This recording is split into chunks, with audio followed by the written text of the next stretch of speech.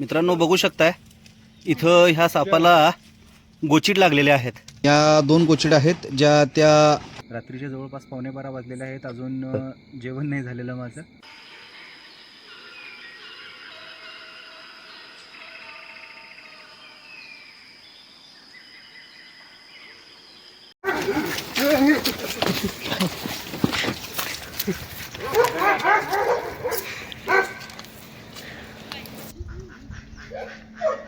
बिनविषारी साप असतो, निसर्गासाठी अत्यंत आवश्यक, शेतकऱ्यांचा खरा मित्र ज्याला म्हटलं जातं। शेतीतील सगळे उंदीर जे असतात खाऊन टाकणारा हा साप भारतातील सर्वाधिक वेग असणारा हा साप आहे आणि सगळ्यात महत्त्वाचं म्हणजे पूर्णतः बिनविषारी आहे मित्रांनो। ह्याच्यापासून आपल्याला कसलाही धोका नसतो। घोडापछाड साप असं याचं नाव आहे हिंदीमध्ये, कारण हा साप घोड्याला सुद्धा हरवू शकतो असं मानलं जातं। म्हणजे याचा स्पीड किती असेल तुम्हाला अंदाज येईल। साप दिसला कृपया मारू नका आणि आम्हाला बोलवा। कोणता सर्पमित्र तुमच्या एरियात असेल तर त्याला बोलवा, आम्ही त्या सापांची काळजी घेऊ निश्चितच। आता याला आपण सुरक्षित रेस्क्यू करूया।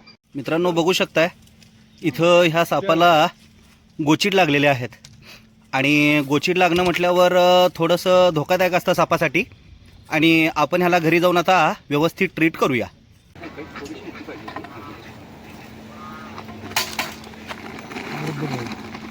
नमस्कार मित्रांनो, आज जी दुपारी आपण एक रॅटस्नेक रेस्क्यू केली होती फार्म हाऊसमधून, त्याचवेळी मी तुम्हाला दाखवलेलं की या रॅटस्नेकला 2 गोचीड आहेत।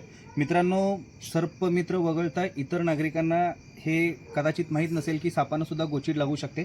ॲक्च्युली साप ज्यावेळी गोठ्यात किंवा अशा ठिकाणी जातात जिथं दुसरी प्राणी आहेत आणि तिथं आरामाला बसतात, त्यावेळी तिथल्या गोचीड येऊन यांना चिटकतात आणि त्या आयुष्यभर त्यांच्याबरोबर राहतात। आणि मित्रांनो, ह्यांच्या एकदा गोचीड चिटकलेले असतात ते निघत नाहीत, म्हणून आपण आता ते सोडायच्या अगोदर ह्यांच्या गोचीड सगळ्या काढूया ह्या सापाच्या आणि त्याच्यानंतर त्याला रिलीज करूया।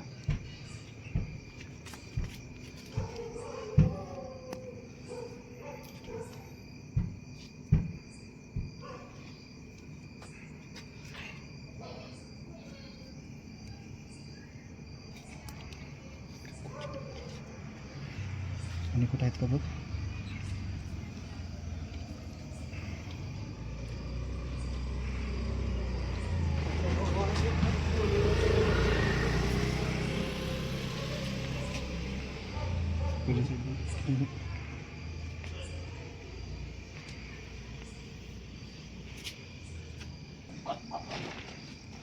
तुम्हाला दिसत असेल तर बघा, या 2 गोचिड आहेत ज्या त्या धामण जातीच्या सापावर अटकलेल्या होत्या। आता आपण यांना मारून टाकूया, कारण हे आपल्यासाठी पण घातक आहेत। गोचिड ताप वगैरे जो लहान मुलांच्यात कन्सेप्ट असतो तो ह्याच्यामुळे तोच असतो, म्हणून मी आज ग्लोव्ज घातलेले आहेत जेणेकरून माझं इन्फेक्शन, ह्या गोचिडांचं इन्फेक्शन माझ्या हातातर्फे माझ्या घरात पोचू नये। आता आपण ह्यांना मारून टाकूया आणि त्या सापाला रात्रीच रिलीज करूया। धन्यवाद मित्रांनो, रात्रीच्या आता 11:30 वाजलेले आहेत आणि ड्युटीवरून मगाशी आलो, जेवण केलं नव्हतं। आल्याला पहिलं त्या धामींच्या गोचिडी काढल्या आणि त्याच्यानंतर लगेच 2 कॉल आले। एका ठिकाणी 2 इंडियन चेकर्ड किलबॅक म्हणजे विरोळा साप होते, ते 2 आले होते। मग त्यांना जाऊन तिथं रेस्क्यू केलं। बॅडलकली त्याचं शूट काय आपल्याला करता आलं नाही आणि आता आपण सगळ्या सापांना त्यांच्या नैसर्गिक अधिवासात रात्रीच रिलीज करतो आहे। धन्यवाद।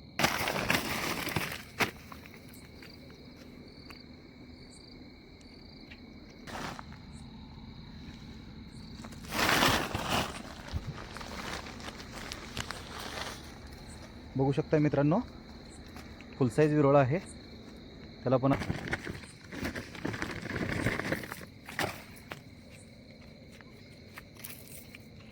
ड्युटी सांभाळून हे कर्तव्य केलं।